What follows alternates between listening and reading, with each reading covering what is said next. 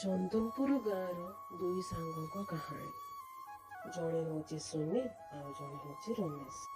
सुनील जड़े धनी घर पुओ आउ रमेश जड़े गरीब घर पुओ।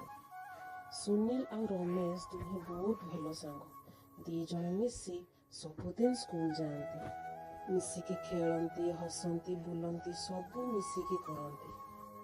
गोटे दिन रमेश स्कूल डेरी रे पहुँचला। यह देखी सुनील रमेश को पचारला, अरे सांग कौन है, कौन पे एते डेरी हो गला? रमेश कहला, सांग बापा को देह बहुत खराब हो जाइए, सेतिपे मोर डेरी हो गला। यह सब शुणी सुनील रो मन बहुत दुख हैला। रमेश रो बापा को हॉस्पिटल नहीं तांको चिकित्सा करे औषध देकी तांको घरे नहीं के छाड़िला। यह सब देखी रमेश बहुत खुशी हुई सुनील को धन्यवाद जनाइला।